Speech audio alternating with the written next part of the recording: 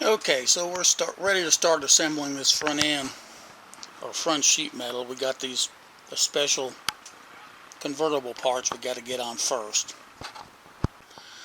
After a couple of false starts, I did get the passenger side fender loosely bolted on.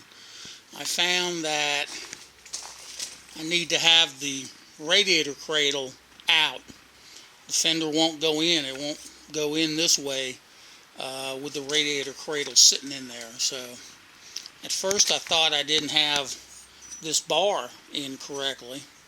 So went home and looked at some pictures and decided I did have it in correctly. Came back, looked a little more, and decided, well, I'll take this cradle out, and that did work. So I've chased the cage nuts on the cowl on the driver's side, and incidentally, and there is no rust in that cowl at all. Oh, by the way, that's a insulator pad taped on there, but there's no rust in these bottom of these cowls at all. The only rust on this car came from leaks to the inside in the front floorboards. But I'm gonna test fit the driver's side fender on, and the sun's starting to go down, so that may be about as far as I get. Well, the work's gotten a little ahead of filming. My son, who's in from Arizona for the holidays, he's been helping me get the driver's side fender on and the hood on, and we got the radiator saddle in, and everything lined up pretty well, bolted up, tightened up. The fenders are lining up pretty good at the doors. When it gets put together for the last time, it'll need a little bit thicker rubber pads at the top bolt of each fender. The hood fits pretty well. It a little bit more gap on this side than this side, but there's no latch in it, and so we'll adjust the latch, and that'll pull it over some. So next thing, we got to get the torsion bars on the hood, and then we're gonna put these insanely heavy weights up on, and that's of course they go on these two brackets,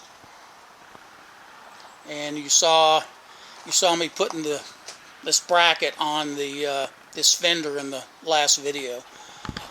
So, and then we're going to put the nose on, and except for a couple little things, getting the hood latch and everything on, that'll be about it before it gets transported. Alright, we've come to a stopping point for today. It's starting to get a little dark, and it's raining a little bit, which really isn't bothering us inside here, but it's also humid. Things still have to be done.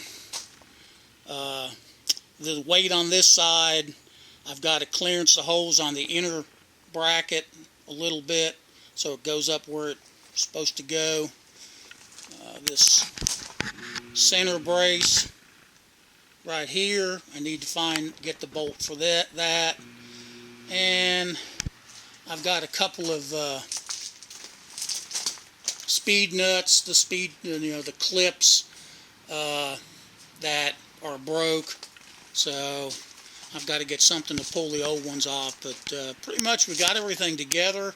Everything seems to fit pretty decent. Got the torsion bars on the hood, and the nose is a new old stock piece that Carl had ordered from Newman Altman years ago, and so it seems to be fitting up pretty good to the sheet metal. And so the hard part's done. I couldn't have got all this done today without help from my son. I appreciate it. There he is. That's Robert. And so this is where we're going to probably leave this, unless I may do a little bit more and get these little things done and come back and do a quick report. So it's the next day. We took my son Robert to the airport, and he's on his way back to Arizona. And I'm back here at the car to get a few things done. Some small things. I've got a couple of the speed nuts, the little clips that broke when we tightened up some of these screws on the nose. I got to get those replaced. I've got the latch assembly and all the pieces for the hood latch, and so it'll stay down.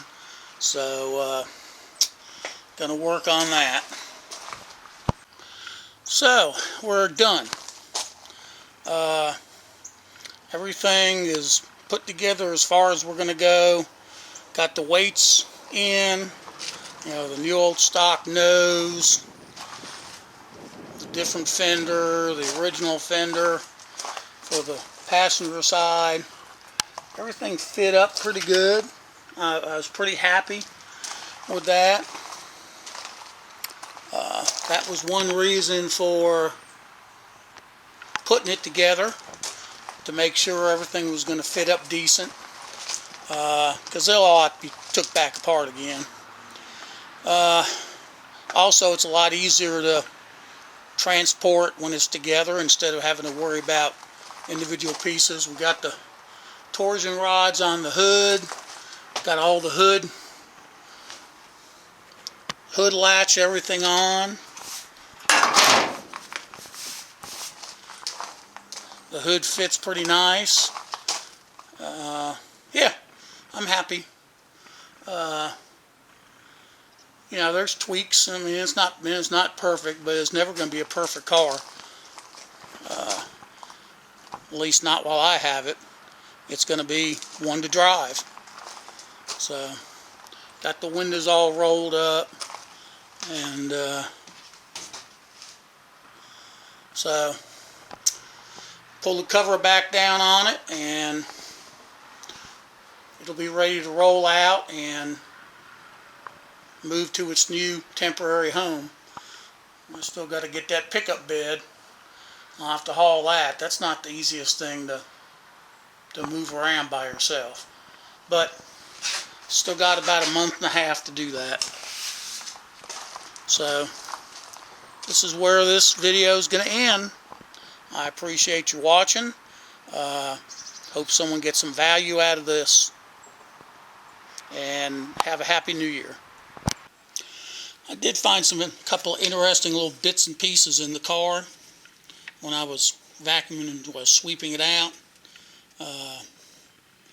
This is a little insurance tag. Now, this does not have this Studebaker on it. At the time, Carl had a 69 Plymouth convertible, 63 Studebaker GT Hawk, and then this 86 Mercury. Well, it says Ford. I thought it was a Mercury. That might not be the one I was thinking of. But this is through 87. So I don't know if he put this in here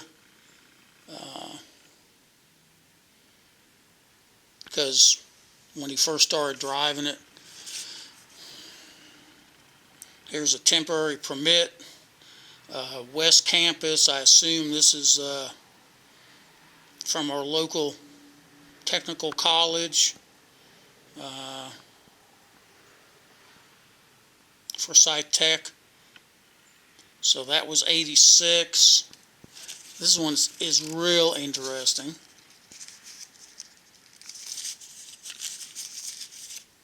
Well, I can't get it apart. It's not in the best shape. But this is a parking warning notice. You are improperly parked. 823 Studebaker. Doesn't have the year. The Stroh Brewery Company, which is where Carl worked in the can plant. So that's pretty interesting. We have a postcard from the Perry's Court Motel in Myrtle Beach, South Carolina. This is where This is where we had our Mother's Day Studebaker meets, kind of a combination with the Eastern North Carolina chapter, the, the North Carolina chapter, which is more of the central and western part of the state, and the South Carolina Palmetto chapter.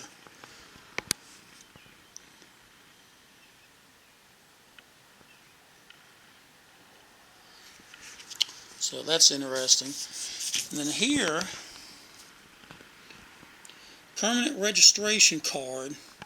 Now this is what we used to get when we would first register a car. Get a title and register a car. So, look at that, $4.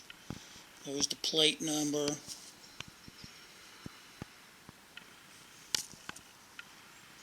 There's the serial number. So, plate expires 5/31/88. So this was in 87. So that may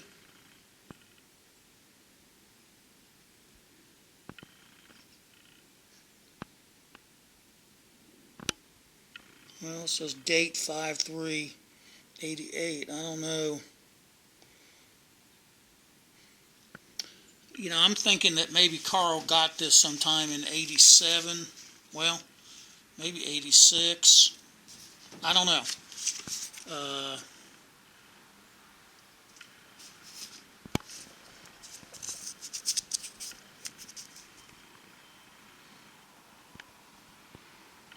Well, that's stamped May 3rd, 1988, which is the same date as here.